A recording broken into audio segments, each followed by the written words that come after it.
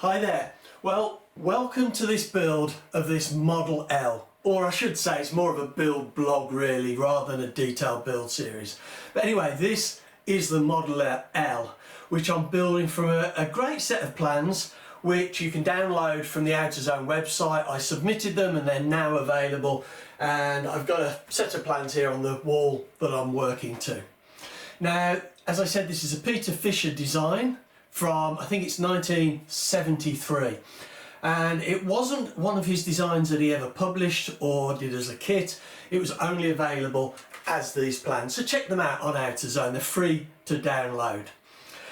Right, well, as you can see, it is definitely time for an update, because this is, I mean, on the face of it, this is almost finished, but actually it's surprising, there is still quite a lot of work to do.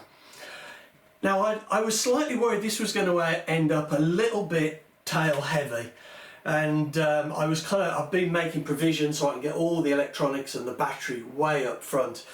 But the more time I'm spending building it, the more I'm wondering whether actually it's going to balance out just sweetly. So fingers crossed. And in that vein, you can see I've got some wheels on here. Since the last video, I've done a lot of work on the tail, I've got the nose done, and I've got the undercarriage and wheels on. Now, we'll have a closer look at that, but I'm just going to make a point that with a model like this, I never choose the wheels or finalise the wheels until I know where the CG is and whether I need a little bit of weight forward or a little bit of weight backwards. Now, these are Cavans. I think they're super light wheels. They're really nice, but they are very light. And if I need just a little bit of weight up the front, I might put on these are Radioactive, a British company. These are slightly heavier, probably about twice the weight of those wheels, but they are still pretty light. So I always make that decision, because these are quite nice wheels, but I don't want to put them on unless I need the weight up front. So I always leave that decision. Now, I tell you what we'll do is we'll have a look at the tail first, and then we'll move up the fuselage and see what I've been up to. I really have been cracking on with this. Okay, so we've still got a little bit of work to do. That still needs profiling.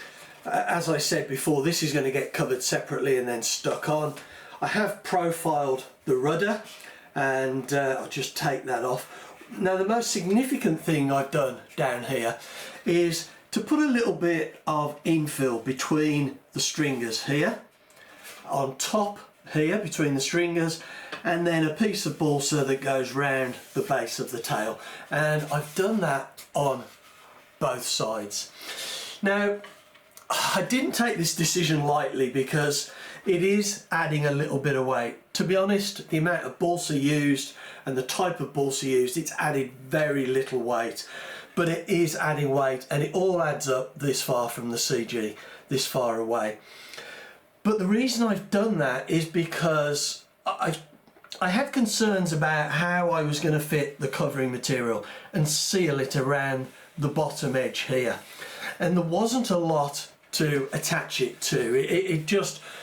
I don't think it would have worked out very well, and it wouldn't be very resilient. But now we can, when we do the fuselage, we can bring the covering material, let me get a pointer, we can bring the covering material right round to this joint here from the fuselage, and that'll be sealed lovely. And then the fin, we can come down and just bring it to meet what we've done already and bring that around there, and that will seal lovely. And we'll end up with a really strong attachment of the covering material. And at the end of the day, I don't think it looks of any detriment really to the model. I quite like it being infilled really, and it gives a little bit more strength to the actual fin itself, because I did have concerns about how stable this was, so it does add that little bit more strength. And also I've left these open. I mean, I quite liked those being open, but also I've got the control rod, which is going to need to come out from this one here. Can't find the hole. There's a hole there somewhere for it. There we go. Just thread that through. So that is going to need to be open there anyway, and I thought if I'm going to leave that open I might as well leave that one and the other side, and it just makes it look like that's how it should be. So that is one of the major things I've done with this. Now on the plan it shows that there's quite a significant tail wheel here like this. Now I've decided to do away with that for two reasons really. One, I fly off grass and I don't think I need it. If I flew off a hard runway then I think I would, and I suspect looking back over some of Peter Fisher's records, when he designed this I think he was probably flying a lot of the time off hard runways, off asphalt or concrete maybe, I don't know. So it would have been necessary because the tail of the plane would have got worn down. But I'm never going to fly this, I don't think, off anything but grass. So why add the weight and the complication of a tail wheel? So I'm going to leave that off. And it's not like the rudder will bind on the ground, it's going to be totally free. Just because of the shape of that, it's lifted off. That still needs a little bit more profiling. So the tail wheel is no more. Right, let's have a quick look in the cockpit now and we will see, just take off this rudder and we'll see what we've been doing there. It's just mounting the servo essentially. You can see I've just done some blocks and I've put the servo as far forward as possible. Hopefully I won't regret that if it ends up being nose heavy. And I've also put in some plywood, just some thin plywood there for a switch. And if I turn this round, we can see I put in a little bit of balsa there, which will be a very small hole and a piece of wire hooked onto the switch just coming out, so I can just pull the bit of wire to switch it on and off. I didn't want to have the switch actually on the outside of the model like is perhaps more traditional, because we're going to have fuel coming, or oil from the fuel at the exhaust and coming all the way down the model. Yes, it's going to be a mucky old diesel, and I didn't want the switch on the side here getting soaked in oil because it would affect it. So anyway, that's something else I've done. I've put in a little bit more bracing around the top here and a little bit on the front to strengthen that, because I've got the dowels here. I've got one that goes through there. I've put a little bit more strengthening here as well for these dowels. That's an extra piece, isn't shown on the plans, and that is slightly bigger than shown on the plans. Just wanted to make it a little bit stronger. And then we've got the other dowel which will just hook under there.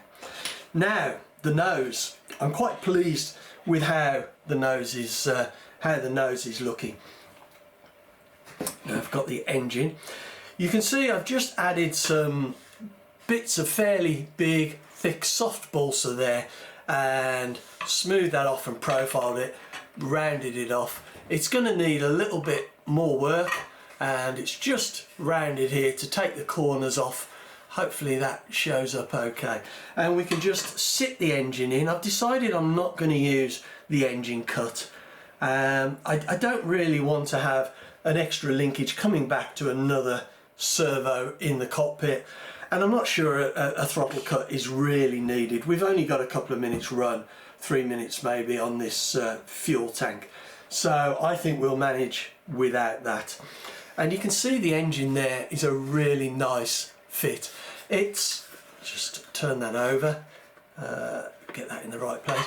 You can see the Venturi is quite close to the back of that engine bay, so I may take a little bit out, but to be honest it's probably not necessary. We're going to have the draft from the prop, we've got to have a windscreen, and I think the air will get to that just fine to feed this engine. And if we lose a few RPM on the engine, I don't think that matters, because this engine is going to be plenty powerful for this model anyway. The nuts, the bolts are going to be a little bit tight. They will, I'm just trying to get one, they will just drop down from the top, and then I will have to feed in the nuts under there with a spanner and just, it's going to be a little bit fiddly, but I think it will work out quite nice and neat. And if I just take the engine out so we don't drop it and do some damage, you can see on the underside we've got this piece of sheeting here.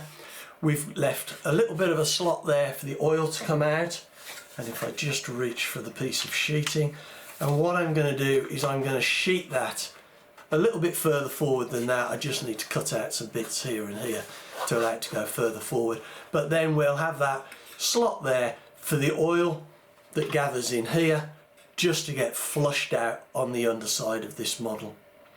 One thing I'm thinking of doing, just thinking about if I need to get the weight forward, don't know whether you can see, I've just drawn with a pencil a cut out here, and I think I'm going to cut that bit of balsa out there so that what I can do from inside the cockpit is to put the battery forward and it will fit into this slot here. If I have a 4 block of nickel metal hydride 3A cells, it will fit in that space, which is really quite well forward of the CG, which is about there, I believe.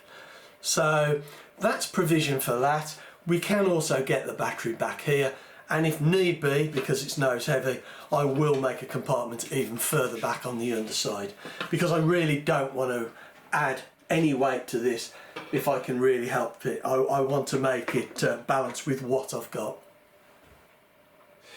So as you can see, we are well on the way to getting this finished, and I think the only real construction work I've got to do now is to finish off the sheeting on the underside, which is no big job.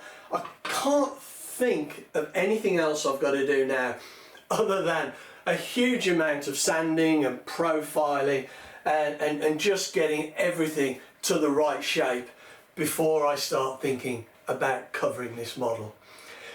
Covering. Now there's an interesting thought. I think what I'm going to be doing is covering this with laminating film and then silk.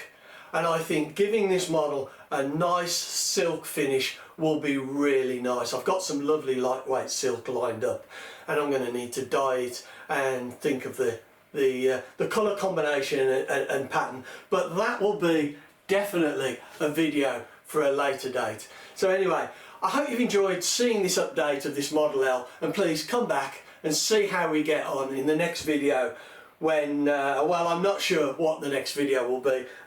Probably having a look at the finished model and starting to get it covered. Anyway, thanks very much for watching.